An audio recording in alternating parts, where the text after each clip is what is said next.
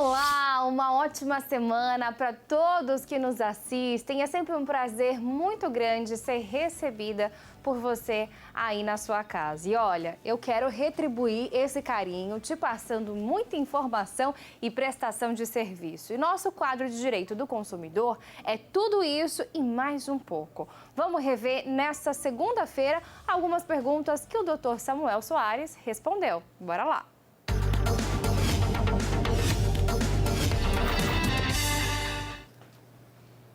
Doutor Samuel, mais uma vez seja bem-vindo, Olá, viu, ao Marcela. nosso programa. Muito boa tarde, boa tarde, pessoal de casa. Sempre um prazer estar aqui. Tá certo, prazer é todo nosso de te receber mais uma vez, viu? E a gente tá cheio de perguntinhas aqui, viu? Pode começar já com a primeira? Sim, Marcela, pode. Então, bora lá. Olha só, o Vanderlei de Sertãozinho diz o seguinte, olha, eu pago meu condomínio em dia, mas a administração do condomínio não está cumprindo com as obrigações de quando foram contratados. O que eu posso fazer? Marcela, inicialmente, cabe ressaltar que essa relação aí entre o condômino e a administradora do condomínio em que ele reside, ele tem sim o direito de cobrar a contraprestação, Quando você paga um serviço, você tem que ser recompensado com aquilo que foi proposto. Se eventualmente essa administradora não cumpre com suas obrigações, ele tem o dever de comunicar ao síndico, que é o responsável legal sobre o edifício e assinou aquele contrato com aquela administradora de condomínio. Se eventualmente há o descumprimento por parte daquela administradora, o prédio tem o direito de rescindir aquele contrato sem pagamento de qualquer multa, em razão da inadimplência por parte da administradora. Agora sim, vamos supor que até o síndico está envolvido nessa falta de prestação de serviço. O que esse morador pode fazer? Pode procurar meios legais, talvez a justiça, para fazer valer o direito dele? Pode. Vamos supor uma hipótese em que o síndico esteja em conluio com essa empresa que administra o condomínio. Então, ele pode se valer de medidas jurídicas para poder destituir aquele síndico que, eventualmente, pratique algum ato irregular em conjunto com aquela administradora do condomínio. Então, ele tem meios, de convocar uma nova assembleia para destituir aquele síndico que eventualmente não cumpre com o seu dever legal e contratou uma empresa que não está prestando serviço adequadamente. Olha só, gente, essas histórias de condomínio sempre geram muita discussão, muita gente que não concorda com tal coisa que foi votado, por isso é sempre muito importante os moradores estarem ali conectados em conjunto com os outros moradores, para que façam sim valer o direito, não só diante de um síndico do condomínio, mas também da administração, porque como eu disse agora, perguntei aqui para o doutor Samuel, muitas vezes eles estão ali no mesmo bolo, Por isso que a gente precisa sim tomar muito cuidado e observar de perto o que está acontecendo, doutor? E, Marcela, uma observação importante é que o pessoal não costuma participar das reuniões. E depois que as decisões são tomadas em assembleia, querem reclamar, Então, muitas pessoas têm esse problema de não participar ativamente das reuniões, daquilo que é decidido no condomínio, e depois que é feita, aquela deliberação em que ele não participou, ele se insurge contra aquela deliberação. Só que aí já é tarde demais. Então, por isso é importante que as pessoas participem ativamente do seu condomínio. Saber o que está acontecendo, para onde são levados o recurso que você paga como taxa condominial, justamente para que você possa fazer uma cobrança. Porque se você participar, você sabe para onde o seu dinheiro está sendo revertido. Exatamente. É burocrático, muitas vezes é chato, mas é necessário. Gente, só assim, como o doutor falou, eu assino embaixo, só assim é que você vai conseguir ali requerer alguma coisa. Fora isso, não tem jeito, aí tem que aceitar o que foi votado mesmo. Olha só, vamos para a próxima pergunta. O Rafael de Teófilo Otoni, que fica em Minas Gerais, gente, mandou essa dúvida. E comecei a fazer um curso técnico em informática numa escola estadual da minha cidade, mas parei no segundo período, faltou o terceiro. Depois de 2 anos, eu voltei lá para buscar o meu histórico, para terminar em outro lugar. Mas disseram que só entregam o curso completo, que não vão entregar o meu histórico sem que eu termine o curso lá mesmo. O que eu faço? Marcela, essa situação que aconteceu com o nosso telespectador é totalmente irregular. O que acontece? Quando você ingressa numa instituição de ensino e, eventualmente, não conclui o curso naquela instituição de ensino e deseja transferir a sua matrícula para outra instituição, aquela instituição não tem o direito de reter o seu documento, de reter o seu histórico escolar, justamente para que você possa transferir a sua matrícula para outra instituição de ensino. Se eventualmente ele não conseguiu resolver essa situação de forma amigável, né, ele vai ter que mover uma ação contra essa escola, infelizmente. Ele vai ter que contratar um advogado e requerer ao juiz que aquela escola entregue o histórico dele sob pena de aplicação de uma multa diária a ser fixada pelo magistrado, para que a escola cumpra com a entrega daquele documento, porque essa retenção é indevida, inclusive pode gerar dano moral. É um documento dele, né? Não importa se ele terminou ou não o curso, é um documento dele. E digo mais, ainda que se ele tivesse em débito com aquela escola, ela não poderia usar deste artifício. Era isso que eu ia te perguntar, doutor. Até você já entrou nesse assunto. Vamos supor que fosse ele falou um curso, né, técnico, mas que fosse uma faculdade. Se a pessoa está em débito, mas concluiu o curso, que seja essa faculdade, a universidade ela pode reter o diploma ou não? Não, não pode, Marcela. Essa medida é uma medida ilegal. Inclusive, já foi pacificado pelos tribunais, né, diversas decisões que chegaram ao Poder Judiciário em que essa retenção do diploma, em caso de aluno inadimplente, é indevida e gera dano moral. Por quê? A escola, a instituição de ensino, ela tem meios jurídicos e legais para fazer a cobrança daquela dívida. Então, não é retendo o diploma do aluno que ela vai obter a satisfação daquele débito. Então, ela tem que entregar o diploma para o aluno, ainda que ele esteja inadimplente, e promover uma ação de cobrança contra aquele aluno devedor. Até porque é algo lógico, né, gente? Acaba formando ali uma bola de neve, porque se o aluno conseguiu concluir aquele curso, tendo diploma, ele talvez consiga um emprego melhor para conseguir dinheiro também, para conseguir pagar para quitar aquela dívida, a sim. universidade, né? Com certeza, Marcela. Então, essa retenção é indevida. Então, o nosso telespectador tem que promover uma ação judicial contra essa escola. Tá certo. Vamos lá, porque agora tem a dúvida do Júnior Lopes de Indaiatuba. Ele diz o seguinte: eu estava trabalhando em uma empresa no Paraná e eu tinha direito a plano de saúde para minha filha. Eu saí desta empresa dia 30/6.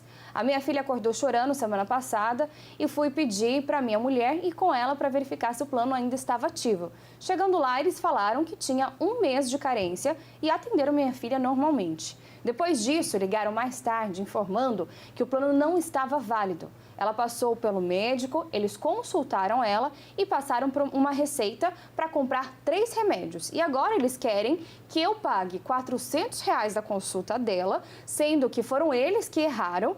E eu queria saber se sou obrigado a pagar mesmo, sendo que foi erro deles. Marcela, é uma excelente pergunta do nosso telespectador. Por quê? Muitas pessoas trabalham em determinadas empresas em que há o pagamento do plano empresarial, né? O plano de saúde empresarial daquela empresa. E, eventualmente, havendo uma demissão de algum empregado, esse empregado ele possui o direito de opção de continuar naquele plano de saúde ou não. O que acontece? Se ele trabalhou pelo menos 1 mês na empresa, ele tem direito de ficar 6 meses usufruindo daquele plano de saúde após a sua demissão sem justa causa. Porém, o pagamento dessas mensalidades deve ser efetuado pelo próprio trabalhador e não mais pela empresa. Determinado período também, ele pode ficar no prazo mínimo de 6 meses, né, que foi o exemplo que eu dei, no caso dele ter trabalhado pelo menos 1 mês, a no máximo 3 anos, né, podendo usufruir daquele plano de saúde, desde que ele opte por isso e desde que ele efetue o pagamento. Me parece que houve um mal-entendido no caso do nosso telespectador, né, em que ele provavelmente não foi informado disso por sua empresa, e quando ele foi precisar de uma emergência, né, para a filha dele, ele foi surpreendido com essa cobrança, né? Então, no caso, precisa se verificar se ele assinou algum documento em que ele se comprometia a pagar eventual consulta. Se ele assinou algum documento neste sentido, a cobrança é perfeitamente válida. Agora, se ele não assinou nenhum recibo, nenhum documento, nenhuma contratação, e ainda assim, por um erro exclusivo da prestadora de saúde, ele recebeu atendimento, a filha dele foi atendida, ele não é responsável, né, pelo pagamento dessa dívida. Então, precisa se verificar essas peculiaridades do caso concreto para que ele venha tomar a medida que lhe caiba. Agora sim, doutor, existem muitas empresas também que pagam um plano de saúde, né? Seja para a família toda ou só para o trabalhador. Mas quando ele é demitido, vamos supor que ele teve aí 3 anos de empresa. Ele foi demitido, então eles falam, né, muitas vezes, olha, você ainda tem direito de usar o plano de saúde por 6 meses. Ou então por mais um mês, só durante esse mês. E nesse caso, pelo que ele explicou pra gente, ele ainda perguntou antes de ser atendido, olha, o plano está válido? E disseram que sim. Exatamente. Aí você vê que houve um erro exclusivo da empresa, né, da operadora de saúde. Então, por esse erro, ele não pode ser responsabilizado. Tá certo. É a culpa exclusiva do fornecedor nesse caso. Então, o consumidor não pode ser responsabilizado pelo pagamento desse débito. Independentemente se ele é a pessoa quem deve pagar por esse plano ou a empresa ainda. Exatamente, Marcela. Tá certo. Então, notou aí, né? Não é culpa sua e vai requerer seu direito. O que você está achando do nosso programa? Mande a sua opinião para o nosso zap. O número é o 11 96783 6666. Você pode tirar dúvidas no nosso quadro Alô Doutor, mandar reclamações da sua cidade, do seu bairro, da sua rua, mostrar o seu talento no nosso 40 segundos e, é claro, participar dando a sua opinião. Estou esperando a sua participação, tá bom? E a gente vai dar uma pausa rapidinha para um recadinho. Só quem vive com problemas nos dentes sabe como é ruim ter que fazer um tratamento de implante odontológico e não ter essa possibilidade, não é mesmo? Ou seja, por falta de tempo, por condições financeiras ou qualquer outro problema. Mas por isso existe o COPE para acabar com esses problemas e te dar a possibilidade de fazer o seu tão aguardado tratamento de implante odontológico. E você voltar a ter qualidade de vida. E já é mais do que claro, dentes bonitos e saudáveis deixa a vida muito melhor, abre novas portas, novas possibilidades, novos prazeres. Já imaginou voltar a comer bem? Dar aquele sorriso com confiança? Pois é, você já perdeu muito tempo sem isso, então não perca ainda mais. A sua hora chegou, vá hoje mesmo até o COPE mais perto de você. Basta ir direto e será atendido. Acesse centrodontologicodopovo.com.br. Veja o endereço mais perto. São 13 unidades no litoral paulista. COPE, essa a voz da população indica. E olha só, a Valdineuza, da região de Ribeirão Preto, fez a seguinte pergunta. Eu paguei minha dívida, mas meu nome continua com restrição. O que eu posso fazer nesse caso, doutor? Ótima pergunta, Marcela. O que acontece? A lei estabelece que quando o consumidor ele quita o débito que ele tem, a empresa que negativou ele tem o prazo de 5 dias para limpar o nome dele, para retirar o nome dele do cadastro de inadimplentes. Se esse prazo não for observado pelaquela empresa, a nossa consumidora ela tem direito de processar aquela empresa em razão da manutenção indevida do nome dela no cadastro de inadimplentes. Então, se ela quitou aquela dívida, tem o comprovante de pagamento, ela pode ingressar no judiciário e pedir uma indenização por dano moral em razão da manutenção indevida do nome dela no rol de mal pagador. Tá aí, tá vendo? Nem sempre as empresas têm razão, viu, gente? Por isso que é preciso ficar muito atento. E vou um pouquinho mais além, doutor. Existem casos também, por exemplo, que a pessoa é vítima de um roubo, até desses roubos novos, sabe? Que as pessoas roubam, na verdade, os dados, CPF, né? E acabam fazendo compras no seu nome. Se essa pessoa fez compra no seu nome, você já fez um boletim de ocorrência sabendo que esses seus dados foram roubados e alguma empresa negativou o seu nome, também pode ser processado, né, doutor? Sim, Marcela. Nesse caso, né, constatado que terceiros utilizaram seus dados para efetuar compras e você, de forma ágil, comunicou a sua operadora do cartão, comunicou às entidades de proteção ao crédito, se você receber cobranças indevidas, Você tem o direito, sim, tão somente de declarar inexigível aquela dívida e se aquela conduta persistir por parte das instituições financeiras, você pode pedir uma indenização também em razão daquele dano que você sofreu, né?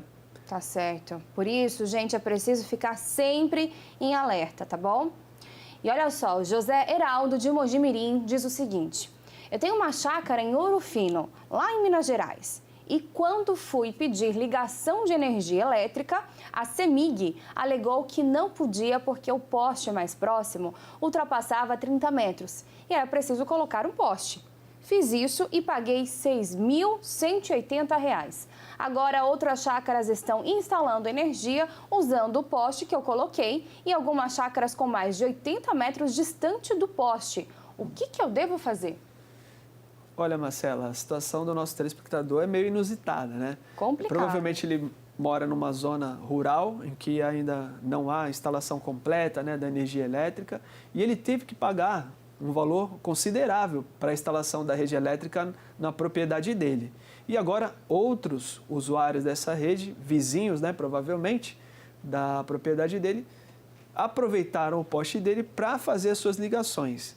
Nesse caso, ele pode pedir, sim, um abatimento proporcional da operadora de companhia da energia elétrica, porque os outros moradores que estão utilizando aquele poste que ele instalou, né, se beneficiaram do poste que ele pagou muito caro por isso.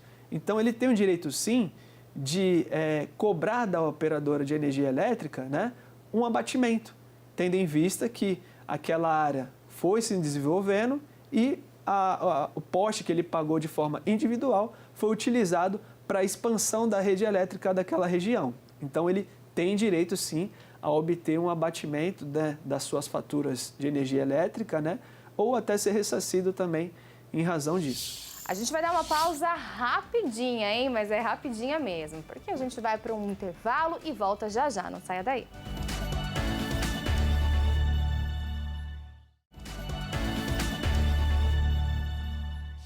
E, gente, vamos lá. Segunda pergunta é da minha xará, Marcela, de Cubatão.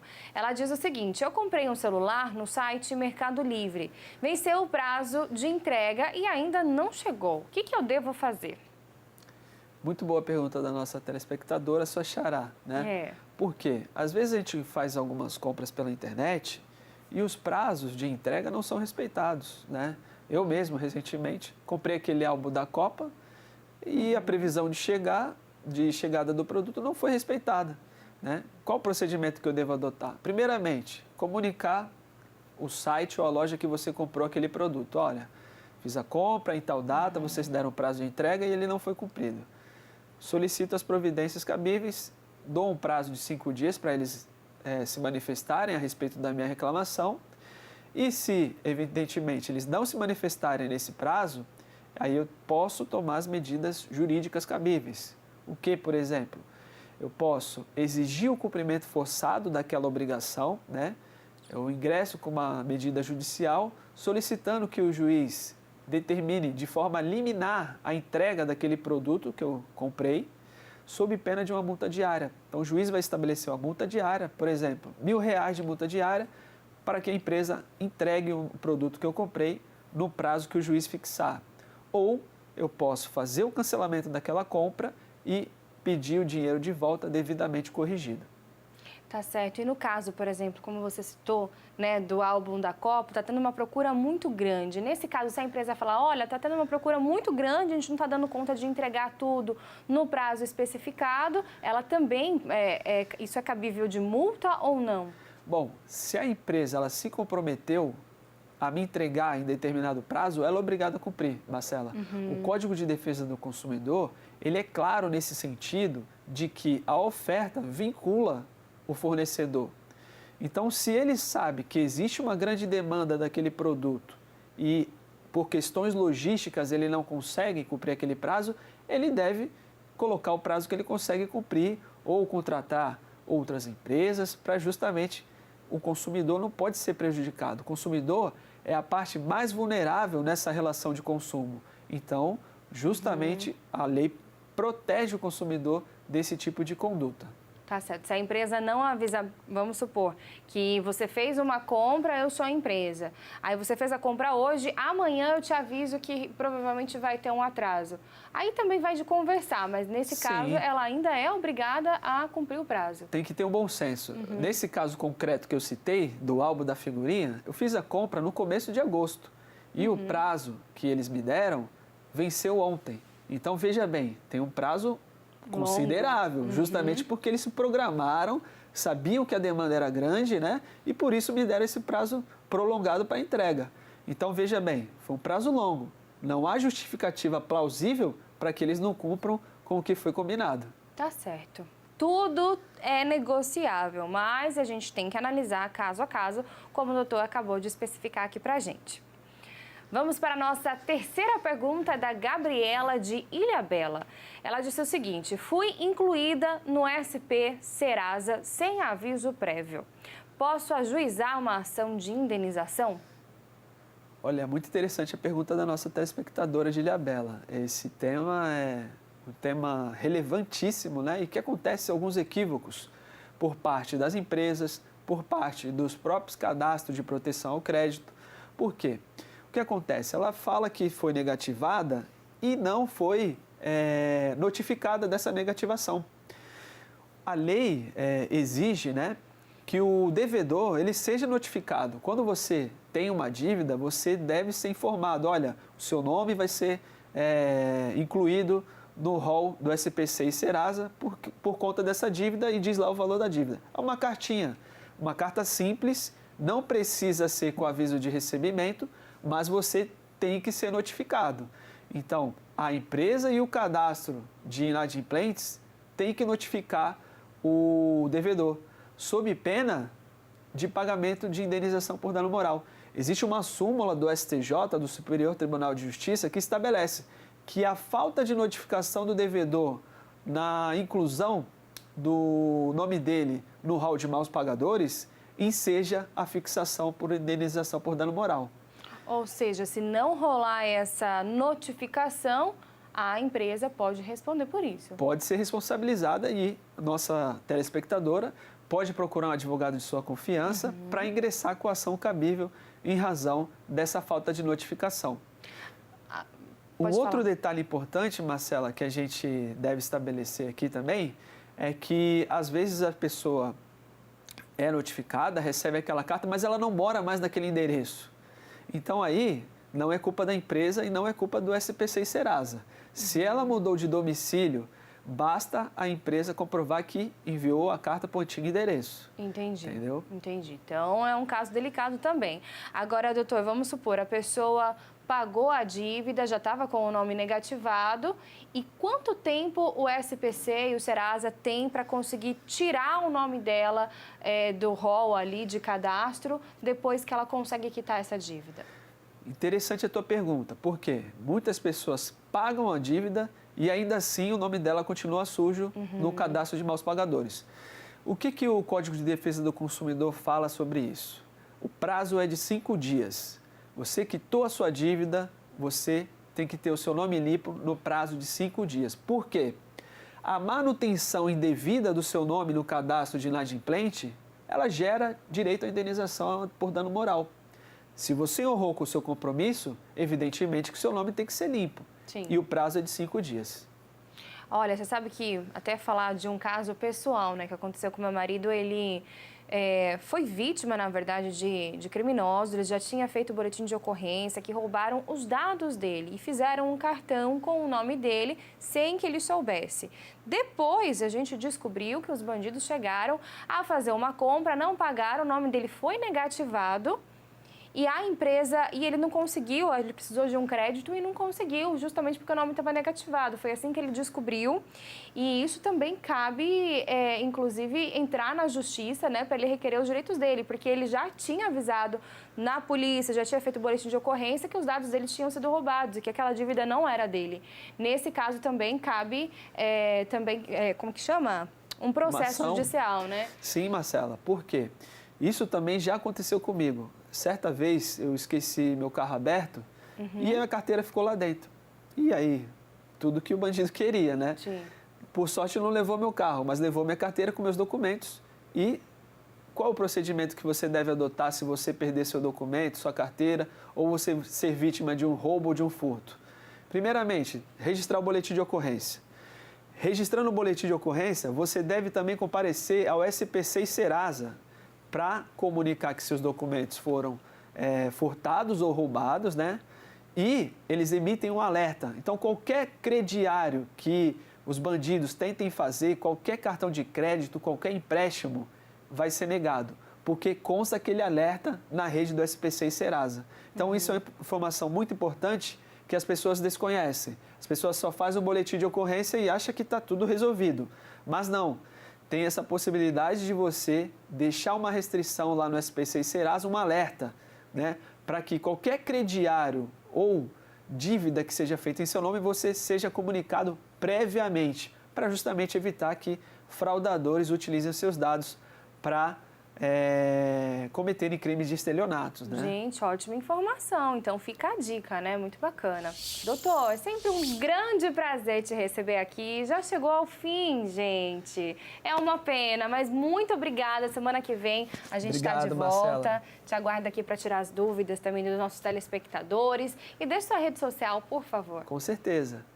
Minhas redes sociais, estou lá no Instagram, no @dr de doutor Samuel Soares. E o nosso programa hoje vai ficando por aqui. Mas amanhã a gente volta no mesmo horário. Vocês já sabem, o nosso encontro está marcado. Eu espero você, tá?